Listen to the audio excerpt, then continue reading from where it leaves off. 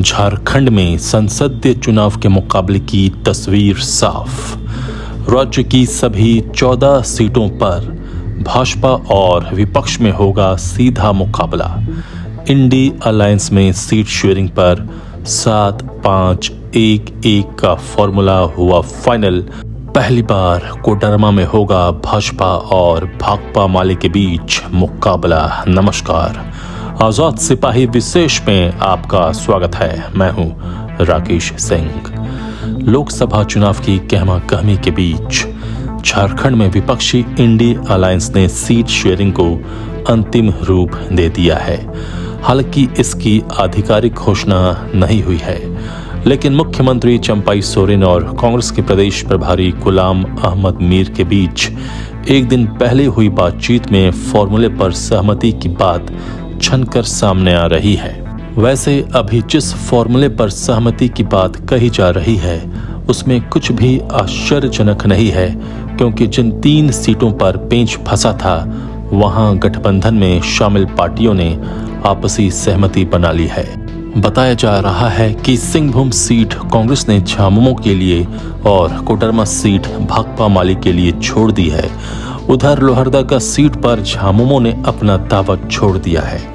इस तरह अब संभावना जताई जा रही है कि राज्य की सभी 14 संसदीय सीटों पर अब भाजपा और विपक्षी गठबंधन के बीच सीधा मुकाबला देखने को मिलेगा। जहां तक भाजपा की बात है तो उसके लिए विपक्ष से सीधे मुकाबले का अनुभव नया नहीं है, क्योंकि पहले चुनाव में भी लगभग सभी सीटों पर ऐसा ही हुआ था और खूंटी और लोहरदगा को छोड़कर सभी सीटों पर जीत का बड़ा अंतर रहा था। सीट शेयरिंग की आधिकारिक घोषणा के साथ इंडी अलायंस के उम्मीदवारों के ऐलान का इंतजार है, जो भाजपा के उम्मीदवारों को चुनौती देंगे। क्या है झारखंड में इंडी अलायंस के सीट शेयरिंग का फॉर्मूला और क्या होगा राज्य में मुकाबले की तस्वीर, बता रहे हैं आजाद सिपाही के विशेष संवाददाता राकेश सिंह। लोकसभा चुनाव की कहमा कहमी के बीच झारखंड में विपक्षी इंडी अलायंस ने सीट शेयरिंग को अंतिम रूप देकर बड़ी कामयाबी हासिल कर ली है। सूत्रों की माने तो झामुमो और कांग्रेस के बीच हुई बैठक में इस फॉर्मूले को अंतिम रूप दे दिया गया है। अब इस फॉर्मूले की औपचारिक घोषणा कांग्रेस आलाकमान करेगा। फॉर्मूले पर सहमति मुख्यमंत्री चंपाई सोरेन के साथ झारखंड मंत्रालय में कांग्रेस के प्रदेश प्रभारी गुलाम अहमद मीर की मुलाकात के दौरान बनी। बैठक में राजद और भाकपा माले का कोई प्रतिनिधि मौजूद नहीं था, लेकिन कहा जा रहा है कि फॉर्मूले पर दोनों दलों के शीर्ष नेतृत्व की सहमति ले ली गई है।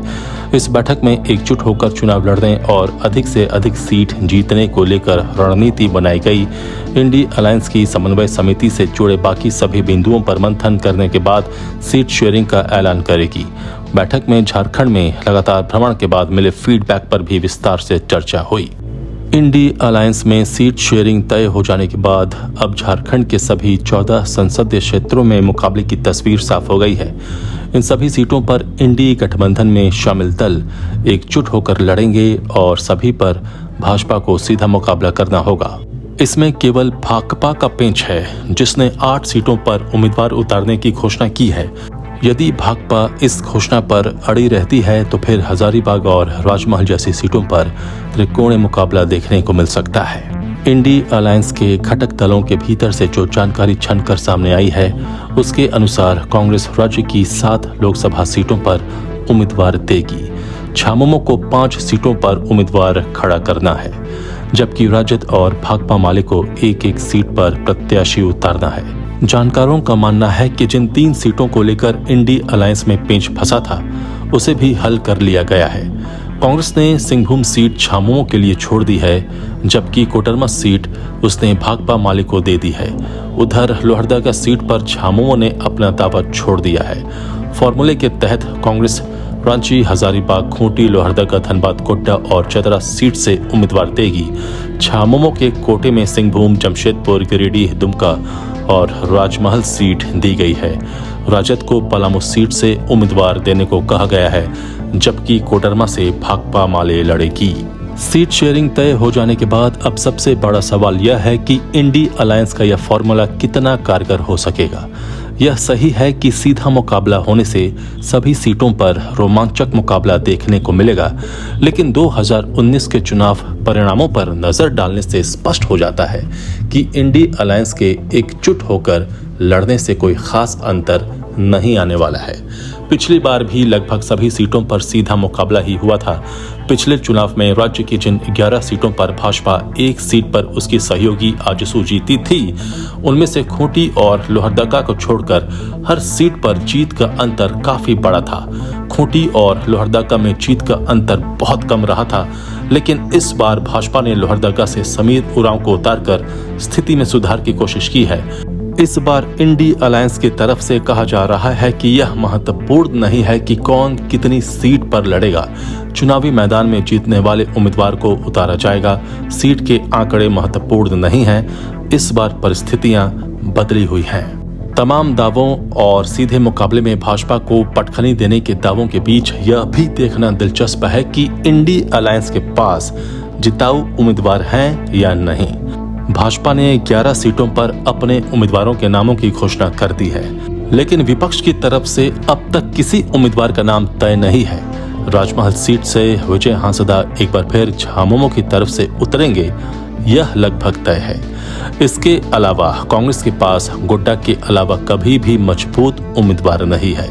उधर झामुमो भी ऐसे उम्मीदवारों के नामों पर मंथन कर रहा है जो भाजपा को मजबूत टक्कर दे सके। जहां तक कांग्रेस की बात है तो वहां अभी उम्मीदवारों के नाम पर विचार ही चल रहा है। वैसे भी जिन सीटों पर कांग्रेस उम्मीदवार उतारेगी, उनमें से अधिकांश पर भाजपा का दबदबा है। सच तो यह है कि गीता कोड़ा के भाजपा में शामिल हो जाने के बाद कांग्रेस के पास ऐसा कोई उम्मीदवार ही नहीं है जो अपने बूते मतदाताओं को प्रभावित कर सके। कुछ हद तक लोहरदगा में सुखदेव भगत टक्कर देने की स्थिति में है। खूंटी में अगर कालीचरण मुंडा को टिकट मिलता है तो वह अर्जुन मुंडा के लिए कुछ हद तक चुनौती पेश कर सकते हैं, लेकिन अगर दयामणि बारला को टिकट मिलता है तो वहां भी मुकाबला एक तरफा होना तय है। वैसे अर्जुन मुंडा ने खूंटी में पहले की उपेक्षा अपनी स्थिति काफी मजबूत की है। उन्होंने दर्जनों बड़ी योजनाओं को यहां धरातल पर उतारा है। केंद्रीय मंत्री बनने के बाद उनका चेहरा बड़ा हुआ है। अभी चुनावी मुद्दों पर कोई बात ही नहीं हुई है, जबकि भाजपा ने मोदी सरकार के कामकाज और मोदी की लोकप्रियता पर वोट मांगने का फैसला कर लिया है। झारखंड में सत्तारूढ़ 3 पार्टियों झामुमो, कांग्रेस और राजद की मिलीजुली सरकार चल रही है और ये तीनों दल इंडी अलायंस में शामिल हैं। लेकिन लोकसभा चुनाव के लिए सीटों के बंटवारे के मुद्दे पर भाकपा के ऐलान के बाद इस अलायंस को बरकरार रखना एक बड़ी चुनौती बन गई थी। झारखंड में इंडी अलायंस में इन 3 दलों के अलावा भाकपा, माकपा और भाकपा माले शामिल हैं। जदयू इस अलायंस से बाहर निकल चुका है। गठबंधन के भीतर शुरू से ही मतभेद की बातें सामने आने लगी थीं। ये मतभेद खासकर सीट शेयरिंग के मुद्दे पर ही थे, लेकिन अब मतभेद सुलझा लिए गए हैं तो इसका कुछ असर होना स्वाभाविक है। आजाद सिपाही के विशेष में अभी इतना ही। आप हमारे इस YouTube चैनल को जरूर सब्सक्राइब करें और भी अधिक खबरों के लिए पढ़ते रहिए अपना लोकप्रिय दैनिक अखबार आजाद सिपाही। धन्यवाद।